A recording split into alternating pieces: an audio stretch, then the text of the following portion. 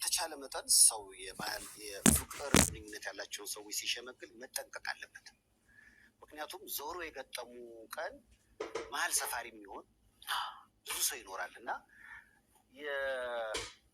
የሰውን አስተያየት እንዴት አያችሁት?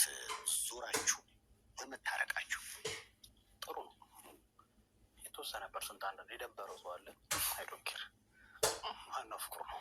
ያው ተመልሰሃል። ዋናው መመለስ እንግዲህ በስኩላሊት ያለሽው አይደለ?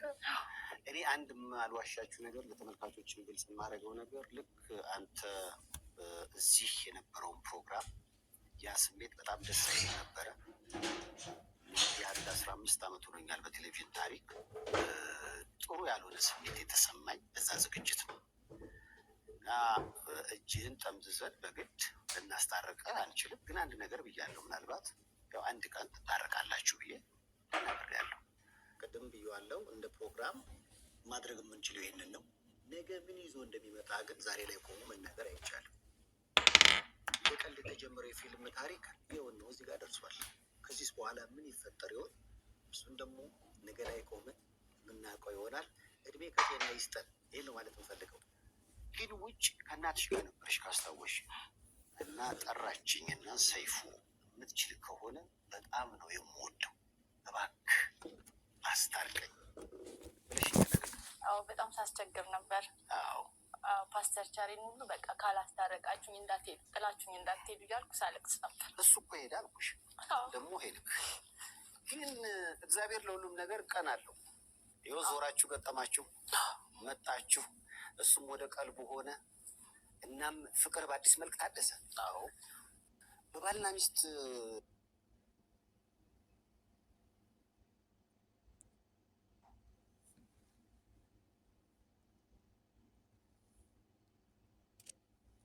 እንዴት ነው አዲሱ ፍቅር ማለት? እርቅ ስሜት መጣ። ምክንያቱም ያኔ ውጣ ውጣ ሲል ነበር። እዚህ ጋር ቁጭ ብለህ ግባ ግባ አለኝ። ግባ ግባ አለው። ዋው! እንግዲህ ነገሩ ከተከሰተ በኋላ እዚሁ ፕሮግራም ላይ ነው የተከሰተው እና ሁለት ጎራ ላይ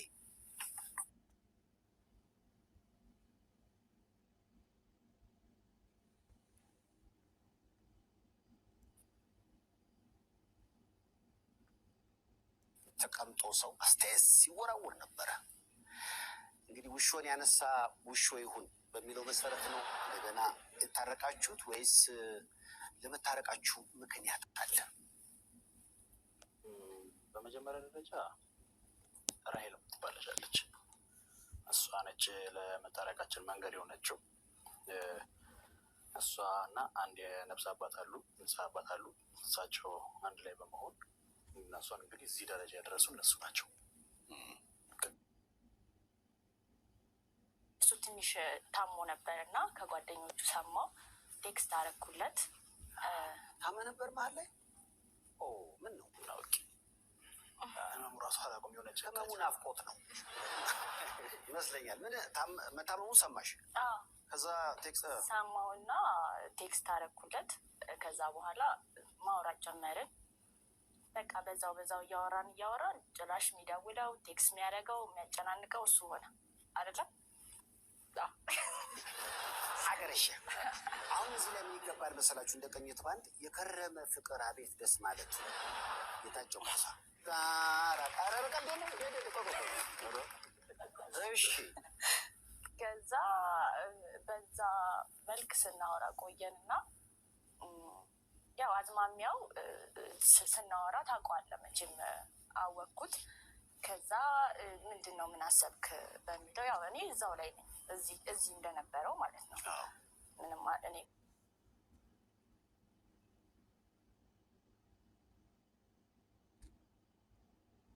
የተቀየረ ነገር አልነበረም። በቃ ስናወራ በቃ ፈቃደኛ ነው። ራሄልን አማከርኳት። ያው ትንሽ ጓደኛዬ ነበረች እና ከዛ ይሄ ነገር የልጅ እንዳይሆን የቃቃ ጨዋታ እንዳይሆን ለምን እማቃቸው የነፍስ አባት አሉ ብላ ከእሳቸው ጋር አገናኘችን። ያ ሂደት ደግሞ 1 ወር ፈጀ። ያው ስንመከር ንስሐ ስንገባ ድጋሚ ይሄ ነገር እንዳይፈጠር ብዙ ስንሆን አንድ ወር አልፈጀብን እና ከዛ ያው የእኛን ነገር ደግሞ ህዝቡ አውቋል። ስንጣላ በደንብ በሰፊው ታውቋል እና ዝም ብለን አንድ ላይ ላለመሆን ወደ ሚዲያ ፎርማሊቲውን በጠበቀ መልኩ አወጣ ነው።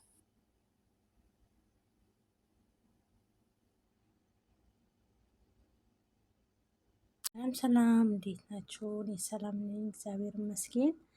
በያላችሁበት ሰላማችሁ በዝት ይበልልኝ። እንዴት ናችሁ? ስራ፣ ጤና፣ ህይወት ሁሉም ሰላም ነው። በእኔ ጋር ሁሉ ሰላም ነው፣ እግዚአብሔር የተመሰገነ ይሁን። እንዴት ናችሁ? እግዚአብሔር ከክፉ ነገር ይጠብቀን፣ በያለንበት ያሰብነው ሁሉ ይሳካልን፣ እድሜና ጤና ይስጠን። ዋና ነገር ጤና ነው። ጤናችን ይስጠን። በስደት ላይ በጣም ከባድ ነው። በተለይ በድንገተኛ ነገር በጣም አስቸጋሪ ነው። እግዚአብሔር ከክፉ ነገር ይጠብቀን እና እነ ራህማ ታርቀዋል ማለት ነው። በጣም ደስ ይላል። እኔ በጣም ነው ደስ ያለኝ።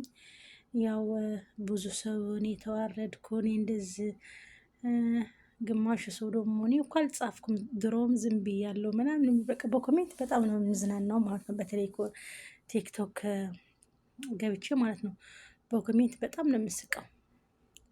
ግማሽ ሰው ተዋረድን ይላል፣ ግማሽ ሰው እኔ እኮ ምንም ነገር አላልኩም አሁን አስደስቶኛል ይላል፣ ግማሽ ሰው ደግሞ ለምን ጻፍኩ ለምን እንደዚህ ያልኩ ይላል። ያው ኮሜንት ብዙ ነገር ነው ያለው ማለት ነው። ያው ያን ጊዜ ሁላችንም በጣም እንትን ብለናል። ምክንያቱም እንደዚህ በህይወት መስዋዕት የከፈለ ባል ይሄ ባል አይደለም። በጣም ሁሉም ነገር ነው እንጂ እናት አባት የእናት ልጅ ነው። በአሁኑ ሰዓት የእናት ልጅም እንደዚህ ኩላሊቱ የሚሰጥ አለ አይመስለኝም በዓለማችን ላይ ማለት ነው። እና ልጁ በዛን ሰዓት በጣም ስሜታዊ ገብቶ ነበረ፣ በጣም ተናዶ ነበር። ያው ያን ጊዜም በጣም እንትን ብሏል፣ እምቢ ብሎ ማለት ነው ለመታረቅ። እሷ በጣም አልቅሳ በሰውም ሆነ በራሷን በጣም ለምነዋለች።